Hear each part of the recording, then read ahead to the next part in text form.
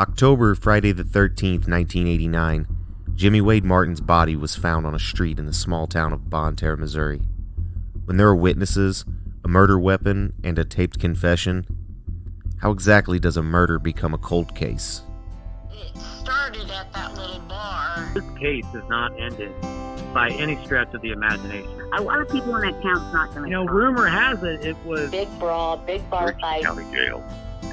We have been working so hard on this. I can't be silent anymore. You know that guy that got killed here last night? There was rumors going around like the next day. We started doing a lot with Facebook.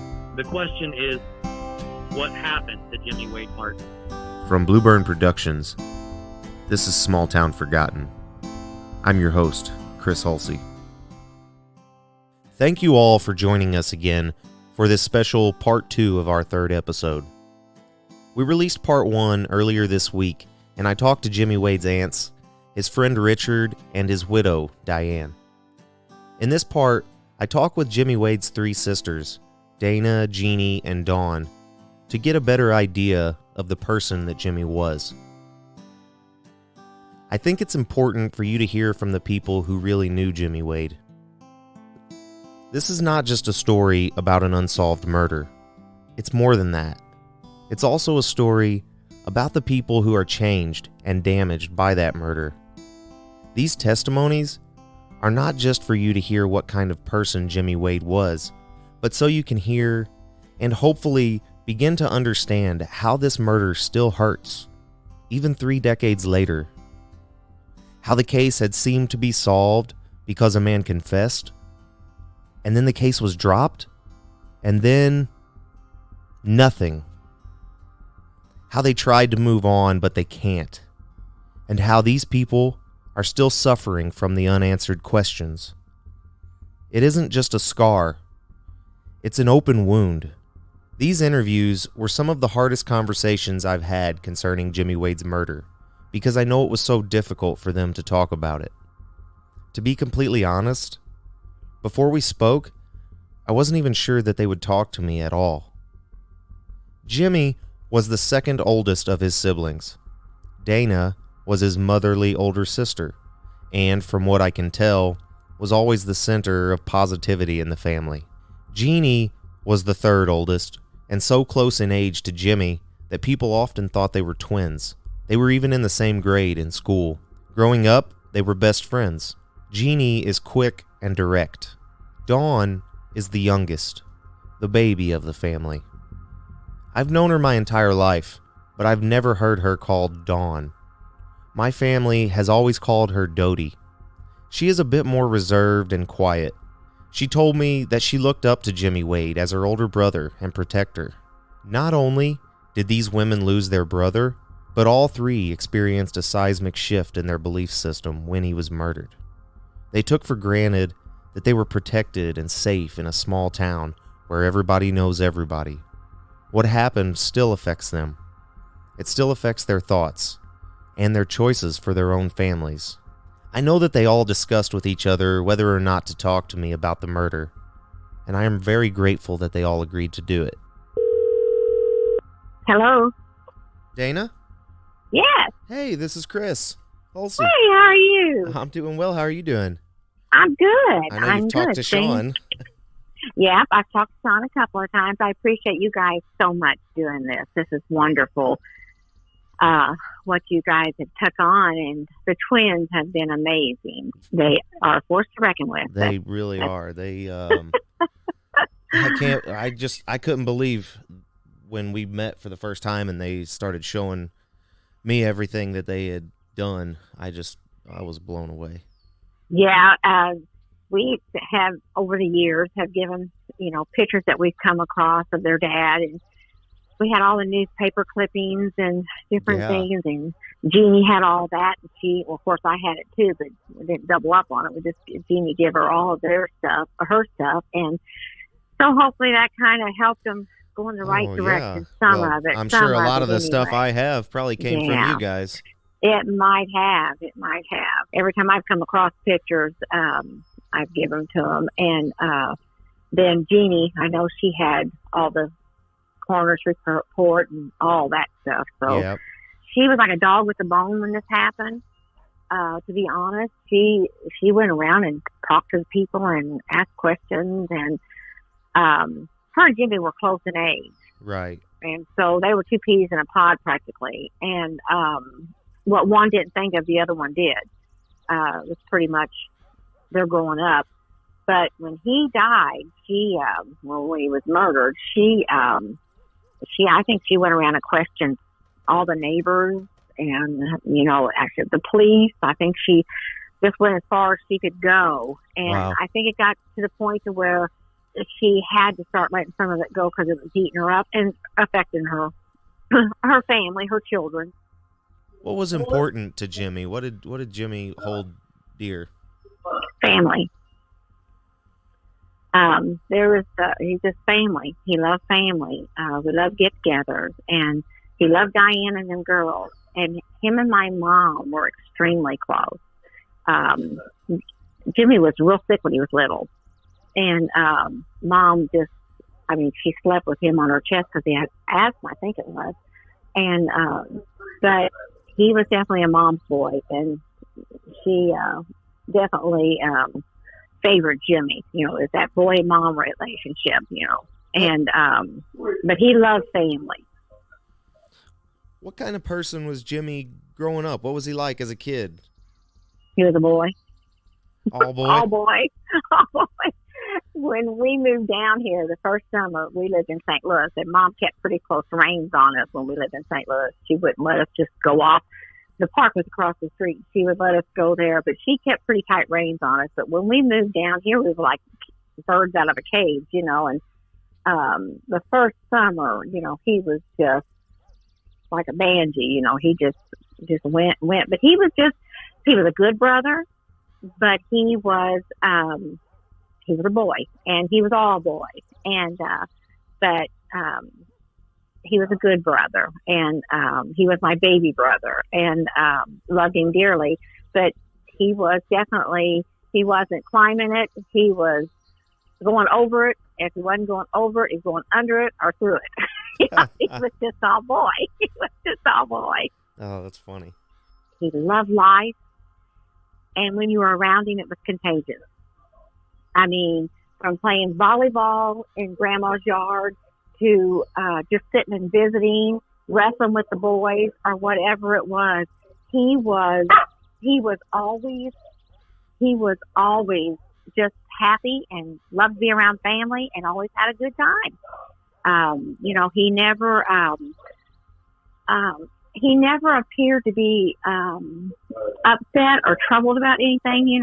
As when we got together, he always was excited to be with the family, and if he had the girls, it was all about the girls, or just whatever was going on. But Jimmy loved life, and he was contagious. It was contagious. You enjoyed being around Jimmy. Do you remember where you were when you got the call, or when someone told you what had happened? Yeah, I was at home, and we got a knock on the door, and answered the door, and it was Daddy, and he proceeded in telling us. And when he was talking to me in the hallway, of course, I was horribly upset, and my oldest son was in his bedroom, and he jumps up out of his bed and he starts screaming, "Let go of my mom! You let go of my mom!" And Dodie went in to console him, and while Daddy was talking to Gary and I. But yeah, I don't think I'll ever live long enough to forget that night. The horror on Mom and Dad's face, you just don't ever want to see that. Mom and Dad were never the same. Our family get-togethers were never the same. Dinner was never the same because Jimmy wasn't there. And but Mom, she never got over it. She actually took it to the grave with her. I think Mom grieved herself to death. She never got over losing Jimmy. And now Daddy, he hadn't smoked in 10 years. And he just picked up the cigarettes and started smoking again. But the day it happened, Daddy was out in the front yard, and Gary and I were there. my dad was walking around in circles. And like I said, some things you never forget, some things you can't remember, but there's some things that just stick with you. And I watched my dad walking around in the front yard, and Grandma was walking behind him. And he kept saying, "My God, Mom, they killed my boy. They killed my boy." He'd say that, and then he'd stop and he'd turn around and he'd say, "Mom, what am I going to do with Niecy?" Which that's what he called my mom. Mm-hmm. And, but Daddy, it was almost like he turned white-headed right before my eyes. When imagine. something like that hits your family, even sisters, you know, I know the girls, Mom and Dad, how they grieve. We watched them. And I know the girls, you know, lived their life without their dad, and Diane without her husband. But I think when evil like that hits your family, it changes your whole way of thinking. So it affects you. You don't go unscathed, that's for sure. You carry it with you. The person that took my brother's life stole time from his daughter, most importantly. Those girls grew up without their daddy, without knowing what a wonderful man he was. Because he was. Did he have flaws? Absolutely. But he was a good, hardworking man. And he cherished those girls. And he loved Diane. And I think if he hadn't have died, he'd still be married to Diane today. Because they loved each other. I will talk to my sisters a dozen times a day. And I never hang that phone up that I don't tell them I love them. And we're just a close family. And it would be nice to have closure to this. One other thing I want to tell you, too, of course, it's Stone Mountain, you know, but the last words that Jimmy said to my mom was, "I love you." And, you know, a lot of families fight and don't get along. Ours always has. And, but him telling Mom, that Mom hung on to that. You know, through all her grieving, you know, that was the last words he said to her, that he loved her. So he had called her, and she told him to be careful. And he said, "Oh, I will." He said, I'll be careful. And I don't know what all the conversation was. He said, "I love you, Mom." And that was his last words he said to her. I spoke with Dana for almost an hour. Something like this, a death in the family by a murder, it has a reverberating effect throughout the years. You should know, especially if you're one of the people who actually know what really happened, you should know that Jimmy Wade was not the only one who suffered that night. That Jimmy Wade's parents, especially his mother, never recovered from the tragedy. She died when she was only 58 years old. And Jimmy's sisters, they didn't just lose their brother. They feel they lost their parents as well. What's up, true crime podcast listener? Hope you're enjoying Small Town Forgotten, a podcast that takes place in my hometown of Bonne Terre, Missouri. Whenever you need a break from the true crime genre, come on over and see us at Mostly Superheroes, a podcast that discusses TV and film, old and new, things like Airplane or Game of Thrones. We talk about it all. Come see us at mostlysuperheroes.com and listen where you get your podcasts. Enjoy the rest of the show. I spoke with Dodie next. She's very careful and guarded, and I don't blame her. At the time of Jimmy Wade's murder, both Dodie and Jimmy Wade were living with their parents, and she was the last family member to see him. Hello. Hey, Dodie. Hi, Chris. How are you? I'm doing well. How are you doing? Okay. We got along really good. He's a good person. He was older, Okay. about 11 years older. What was he like? How do you remember him? I just remember him always being happy and how much he loved his girls. What's the first thing you remember about him? What's your first memory with him? I think him taking care of me when I was little. He always took care of me, him and Jeie. Mom and Dad had to work up in the city, and they all took care of me. You know, he always loved being around family. Yeah, I remember being out at Grandma Cleta's with him a lot. Him and, Uncle Mike and Uncle Bill, and went horseback riding a lot. I'd run East Bonne Terre. We run all over East Bonne Terre. Sure. and there wasn't nothing he couldn't do. Do you remember when it happened, when he was killed? Yes. I remember him getting ready to go out that night. Took a shower, and we talked a little bit before he went. And, he's getting ready to go out. But he never said where he was going or anything. But you were with him that day? Yeah. I was with him before he went out. Do you remember, where were you? At my mom and dad's. Sorry. Oh, you're okay. I was on mom and dad's with him. We were both living there. I know it was a long time ago, but how do you remember him that night? Did everything seem fine? He seemed good. He asked me what car I was taking. I told him it didn't matter. Because, he could take whatever car he wanted to take. And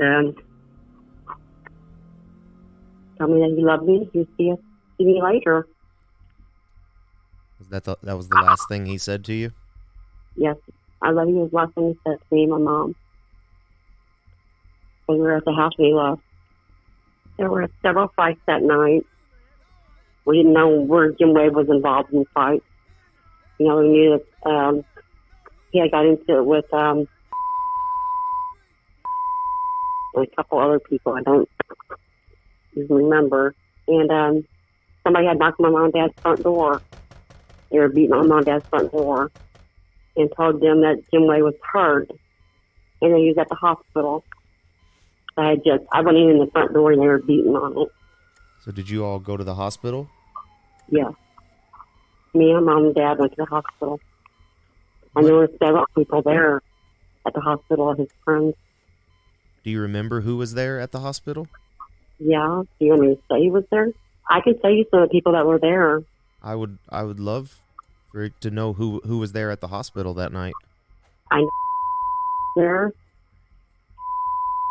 there, the one beating on the door, on Dad's house. You say the one beating on the door? Yes. So my mom was hurt and went to the hospital. That she needed to get there as soon as possible. When they told us that David White was arrested, we kind of went with that. That's what we were told by the cops. Right. That David White did it. It's a small comfort that Jimmy Wade's last words to his parents, his wife, and his baby sister, Dodie, were "I love you." His family was not the type of family to let words of love and attachment go unsaid, but I can't help but wonder if there were other things that needed to be said. Dodie saw him last, but she said Jimmy Wade did not seem to be in fear for his life. He seemed like himself, happy-go-lucky Jimmy. Nothing better than a good time. I spoke with Jeie last. In the months and years following the murder, Jeie investigated Jimmy Wade's death extensively. In fact, a lot of the documents in the twins' Jimmy Bible are from Jeannie's research. After talking with her, it's obvious that it took a toll on her, and her family begged her to let it go. It seems she's still trying to let it go, 30 years later. My name is Jeie Pinson, and Jimmy was my brother, my older brother.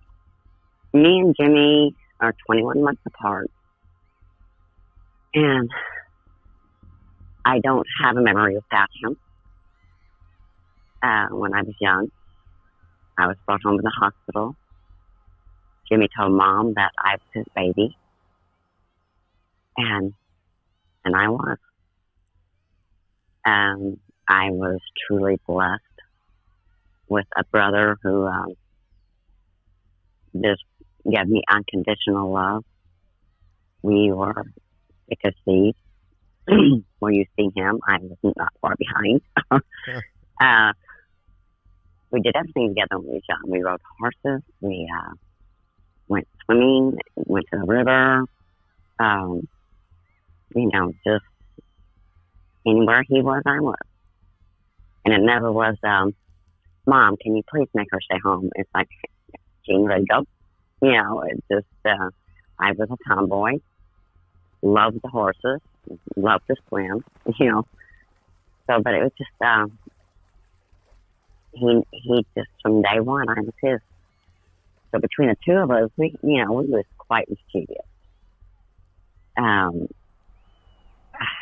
We lived in the city, and we moved down here when I was 8. And me and Jimmy basically were in the same grade because Jimmy's birthday was late, and I made the cut. So we went to school in the same grade. Oh, wow. I didn't know that. So everybody thought we were twins. We roamed East Bonterre. And back then it was different times. East Bonterre nowadays is, back then, we went to Grandma Cleta's every day, during the summer.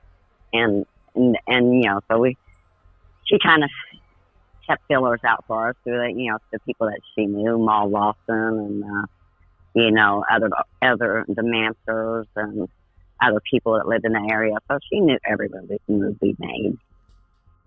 Like I said, as far as my childhood, I don't have a memory without you. Wow. I was truly blessed having him in my life. What was important to Jimmy? What did he hold near and dear the most? His family. Them 2 girls. I remember whenever he had them. And back then it was community hospital, and they wouldn't let you come in and see them. The dad, yes, but extended family, no. And back then, community hospital was 1 floor. So we went searching the hospital for his room. Well, we found the room. And he held the girls up, and he said, "This is A, and this is B." And I mean, it was just like the look on his face. I mean, I don't think his chest could have been any bigger. Oh, but he held them babies up, and they found out they was having twins like a week before the twins were actually born. It was quite the surprise. But yeah, he was so proud that night. God, I'll never forget it. A and B is what he called. What was how was his relationship with your mom and dad? Mom, when we was growing up, I had a very good mother. And, Mom loved us all. But I always knew there was something different about Jimmy and Mom's relationship. Not necessarily that she loved him more. She just loved him differently than she did us girls. And I have daughters, and I have a son. And now, as a mom myself, I understand that. That the difference. Their relationship was different than mine was, and Dana's and Mom's. And it never was a jealousy thing. That's just the way it was. Mom loved Jimmy differently. What was his life like around that time? Well, Jimmy had went through rehab. Jimmy had problems with alcohol, and he had got out of rehab, and he was trying. He was trying, and how that goes. That runs in our family. Yep. Obviously. So, I did. As we got older, and Jimmy hung around with people. I don't know, he just didn't see the bad in them. He's seen the good in everybody. There was some redeeming quality in every person. Now, if he didn't like you, you better look out. Because he was a scrapper. And I'm just going to put it out there. He didn't mind scrap. And back in them days, there wasn't knives and guns, and he had a problem, just like generally like boys do. If when you was growing up, you had a problem with a friend, you guys were on the ground tussling and fighting out, and then next thing you're best buds again. That's it. Slug it out and then hug it out. Yeah. And that's pretty much. I mean, during our later years, Jimmy, we were always close when we were young, but when you're doing stuff that your family don't approve of, you tend to put up walls. And so the Jimmy I knew as a young child that never put a wall to me. He had locked me out of that too. Once we buried him, because his birthday was the 16th, and they did an autopsy. So he was buried the 18th. He would have been 30 years old.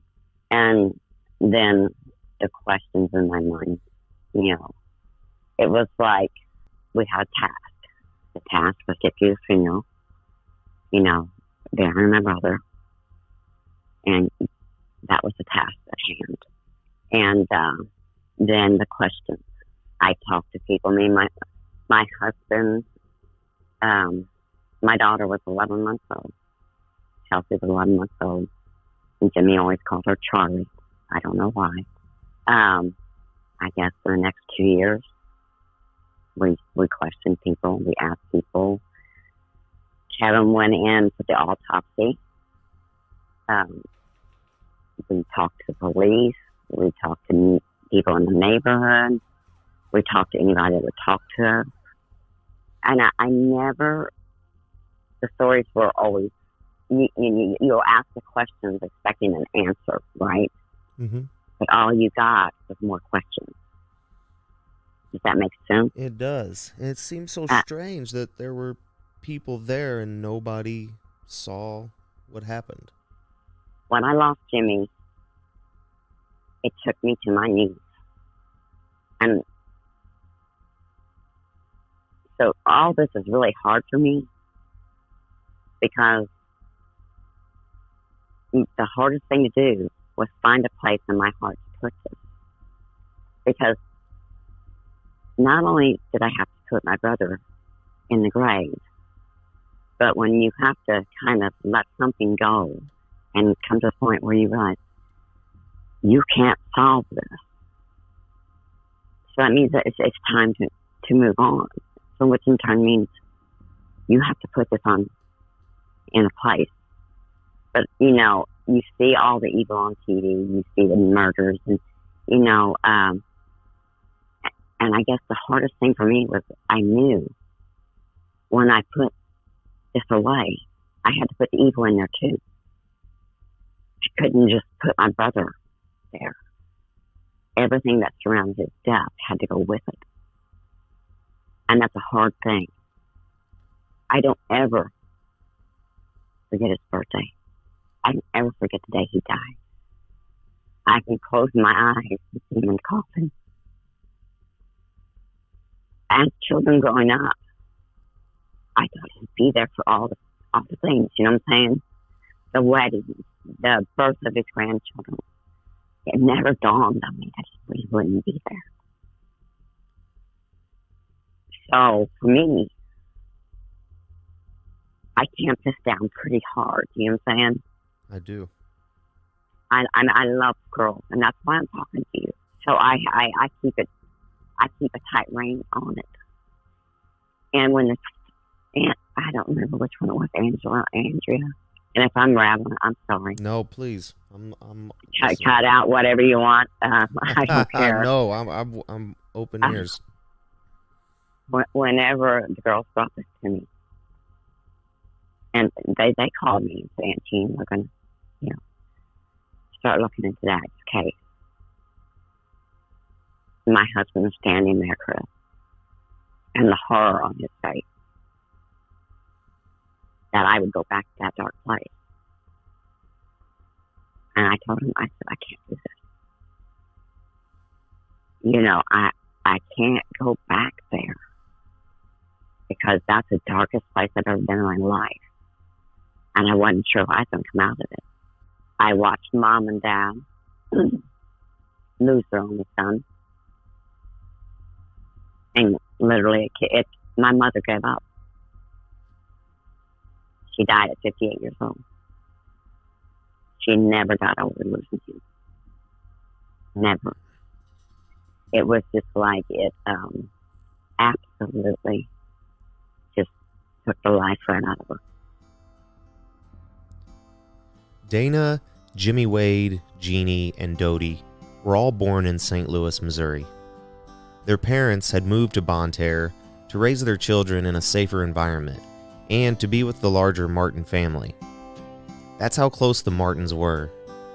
Jimmy Wade's dad, Jim, and his brothers Jerry, Dan, Bill, Mike, and their sister Donna all moved to live in the same town to be together, to have dinner on Sundays together, to celebrate the 4th of July together, and any other holiday. Most importantly, to have their kids grow up together. Now that you've heard from the people who knew him best, what do you think? Was he the kind of man who would have chased a frightened stranger? Or was he the kind of man who would gang up on another who was outnumbered 3-1? We know he had been in fights, and we know that he wasn't the kind of man who would go looking for trouble, but he also wasn't the kind of man who would back down when trouble found him. I think the most valuable lesson I learned from him, I was in 1st grade, and we're sitting there at the dinner table having spaghetti, and he's like, "What's wrong?" I'm like, "There's a boy at school. He keeps taking my kickball every day. Every day he takes my kickball." He said, "What are you gonna do about it?" I was like, "What can I do?" He said, "You go to school and you kick his ass." I said, "I can." "I can?" He's like, "If you don't stand up for yourself or defend yourself, you're gonna get picked on and whatever." And so all night, I'm thinking about this because I have permission now. So I'm like, "Wonder if school calls you.